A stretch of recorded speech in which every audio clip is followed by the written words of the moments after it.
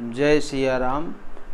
आज की कथा जनकपुर में राम लक्ष्मण।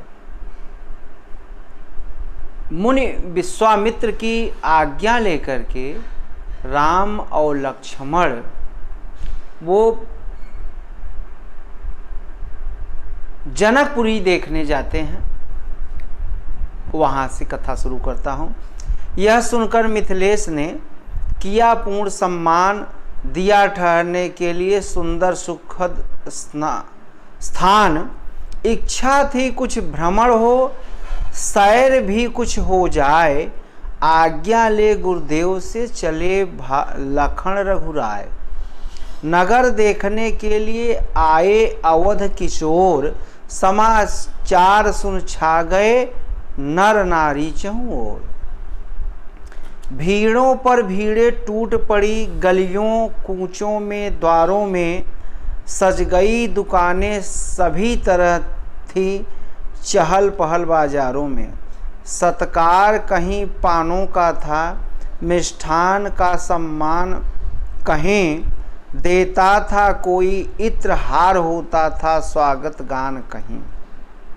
छतों पर और झरोखों पर, खिड़कियों पर और अटारों पर गजगामिनी भामिन दामिन सी धाई छाई चौबारों पर। दर्शन कर राजकुमारों के रह गई एकटक अबलाएं।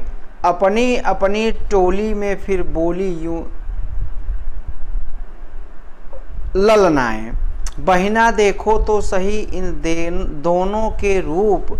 कोटि काम छब जीत कर प्रकटे युगल अनूप। गंधर्व नाग सुर नर किन्नर किसमें ऐसी सुंदरता जिन पर मोहित हो। ऐसे सुंदर हैं यह भाई। जिसने देखा है एक बार इन श्याम गौर सुकुमारों को, वह आँख नहीं अब देखेगी सुंदरता को श्रृंगारों को। जिस मुख ने इनका गान किया, आजन्म इन्हीं को गाए गाया। जिस मन में यह आएंगे, वह मन इनको हो जाएगा। सुनते हैं कौशलवासी हैं, सुत हैं दशरथ राजेश्वर के सुत। लाए हैं विश्वामित्र इन्हें कारण वश सिया स्वयंवर के। ताड़का सुबाहु संहारे हैं, मुनिवर के मख की रक्षा कर मुनि। फिर बड़े पतित पावन हैं, यह तारी है शिला अहिल्या कर। तभी दूसरी ओर की नारी उठी पुकार, है सीता के योग्यवर श्यामल राजकुमार। दूसरी सखी क्या कहती है स्त्री कि रचना रच जाय विधाता की। इस जोड़ी पर बलिहारी हो इस। ऐसे मनमोहन सोहन की दुल्हन सीता सुकुमारी हो। संबंध यहाँ हो जाने से यह यहाँ आएंगे कभी कभी यह। फिर तो अपने हैं धन्य भाग, हम दरस पाएंगे कभी कभी। मना रही थी दैव को नारी नवाकर माथ। इधर झुंड बालकों के हुए राम के साथ।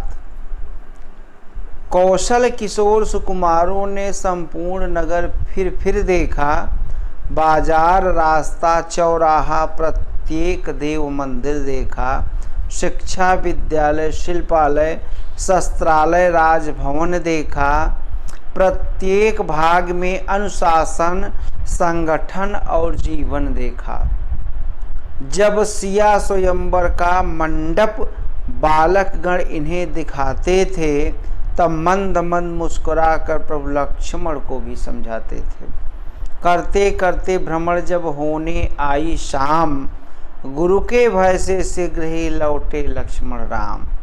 साथ छोड़ते थे नहीं प्रेमी बालक वृंद, लौट आए रघुनाथ ने दे दे कर सौगंध। गुरु समीप पहुँचे जब ही कहे सब समाचार, नित्य कृत्य करने लगे दोनों राजकुमार। कुछ कथा सुनी, इतिहास पढ़ा, कुछ ब्रह्म ज्ञान अध्ययन किया। जब रात पहर भर बीत गई तो गुरु ने उठकर शयन किया। उस समय दबाने लगे पांव दोनों ही राम लखन आकर। गुरु ने जब आग्रह किया अधिक तब रामचंद्र सोए जाकर। अब रामचंद्र के चरणों को दाबने लगे लक्ष्मण भैया। तब कहा राम ने बार बार सो जाओ हे लक्ष्मण भैया। प्रभु चरण हृदय में धारण कर पौढ़े सब ही पीछे है। सुनते ही अरुण शिखा की ध्वनि उठे सबसे ही पहले है। श्री गुरु के जगने से पहले श्री कौशल्यानंदन जागे। कर चुके नित्य के कार्य से तब गुरुवर गांधी सुमन जागे। दुनिया के शिष्य गणों देखो यह ऊंचा तपस्चरण है। यह गुरु आश्रम के सेवा व्रत का कैसा प्रिय उदाहरण है। यह आज इतना ही।